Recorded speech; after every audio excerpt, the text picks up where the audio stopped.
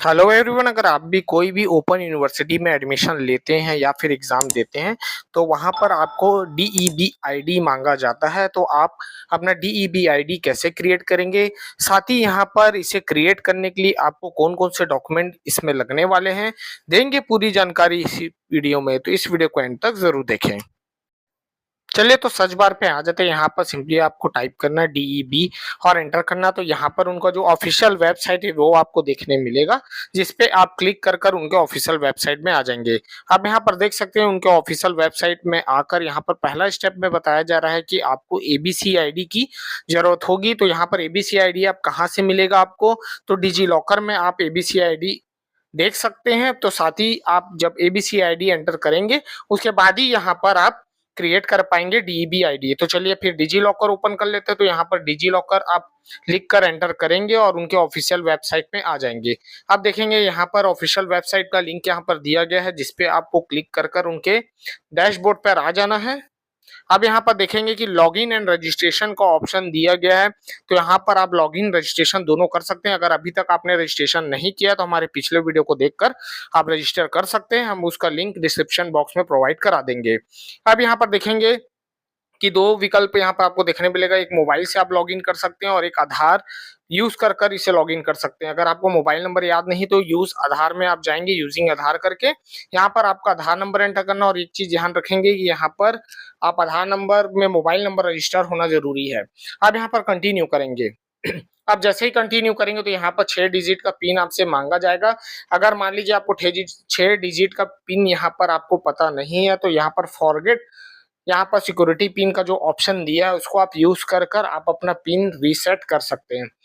तो यहाँ पर फॉरगेट में आप जाएंगे तो यहाँ पर आपसे डेट ऑफ बर्थ आपसे पूछा जाएगा जो आपके आधार पर है। तो वही डेट ऑफ बर्थ यहाँ पर डेट मंथ और ईयर एंटर करने के बाद वेरीफाई करना होगा। वेरीफाई करते ही यहाँ पर आपके रजिस्टर मोबाइल नंबर पर ओटीपी जाएगा। तो याद रखें कि आपके आधार पर मोबाइल नंबर रजिस्टर होना जरूरी है, तभी आप इसे रिकवर कर पाएंगे।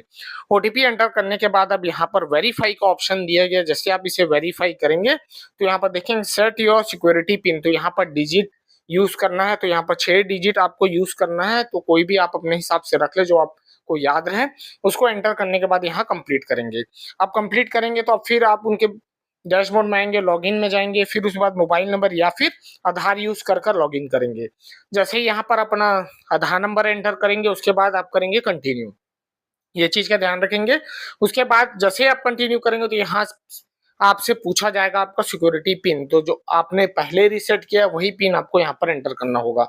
तो चलिए फिलहाल मैं यहाँ पर आधार नंबर एंटर करने के बाद कंटिन्यू करता हूँ। आप कंटिन्यू करने के बाद देखेंगे यहाँ 6 डिजिट का पिन यहाँ पर आपसे मांगा जा रहा है। उसके बाद यहाँ पर आपको वेरीफाई करना है। तो वेरीफाई करते ही यहाँ पर देखेंगे जो आपका डैशबोर्ड है वो ओपन हो जाएगा। तो आप यहाँ पर देख सकते हैं आपका अपार आईडी यहाँ पर आ चुका है। जैसे आप इस पे क्लिक करेंगे तो यहाँ पर अपार आईडी आपको देखने मिल जाएगा। तो हम पिछली वीडियो हमारे देख सकते हैं। अगर अभी तक आपने अपार आईडी क्रिएट नहीं किया तो उसकी भी डिस्क्रिप्शन में हम लिंक दे देंगे, जहां से आप अपना अपार आईडी जनरेट कर लेंगे, जिसके लिए आप यहाँ पर डिजी लॉकर में आपको विजिट करना होगा। आप यहाँ पर देख सकते हैं जो आपका पार आईडी है वो आप डीईबी आईडी के लिए यूज कर सकते हैं। तो इसे कॉपी या लिख कर रख ले अपने पास। अब उसके बाद फिर आप सर्च बार में आएंगे, डीईबी आईडी एंटर करेंगे और उनके ऑफिशियल वेबसाइट में आपको आना है। जैसे आप इस पर क्लिक करेंगे आप देख सकते हैं उनके ऑफिशियल वेबसाइट में आप आ चुके हैं। अब यहाँ पर एंटर एबीसी आईडी, जो अपार आईडी वही आपका एबीसी आईडी है, उसको आपको यहाँ पर एंटर करना होगा। उसके बाद आपका जो आधार में नाम है एज पर दी आधार उसे एंटर करना है। फिर डेट ऑफ बर्थ आपके हैज पर दी आधार, फिर उसके बाद यहाँ पर आपका जेंडर। अब यहाँ पर सेल्फ के लिए अदर के लिए, अगर सेल्फ है तो आप यहाँ पर सेल्फ है चेक बॉक्स करेंगे। उसके बाद देखेंगे यहाँ पर डिटेल्स आपके आ चुके हैं। उसके बाद यहाँ पर देखेंगे कैप्चा कोड आपको एंटर करने बोलेगा। तो ये चीज का ध्यान रखेंगे कि आपका यहाँ पर जो भी डिटेल्स है वो आपके सही होने चाहिए एज पर दी आधार। उसके बाद आपका ये जो डिटेल है सेल्फ अदर उसको आप सेल्फ कर लेंगे, अगर अदर है तो अदर यूज करेंगे। उसके बाद यहाँ पर कैप्चा कोड आपका जो रहेगा उसे एंटर करेंगे। उसके बाद यहाँ पर एंटर करने के बाद सब डिटेल मैच करने के बाद एंटर जैसे ही प्रेस करेंगे तो यहाँ पर देखेंगे आपका जो अपार आईडी है वो क्रिएट हो जाएगा। तो यहाँ पर देख सकते हैं कि अपार आईडी आपका यहाँ पर क्रिएट हुआ है। तो इसे आप कोई भी ओपन यूनिवर्सिटी में अगर एडमिशन लेते हैं या फिर एग्जाम देने जाते हैं तो आप अपने जो प्रोफाइल है उसमें इसको अपडेट करना ज़रूरी है। एडमिशन के टाइम में भी यहाँ पर डीईबी आईडी आपसे माँगा जाएगा ओपन यूनिवर्सिटी से, उससे पहले आप इसे क्रिएट कर लें ताकि आप अगर एडमिशन वगैरह लेते हैं तो वहाँ पर आपको कोई दिक्कत ना हो। तो चलिए फिर ऐसी आप डीईबी आईडी क्रिएट करेंगे।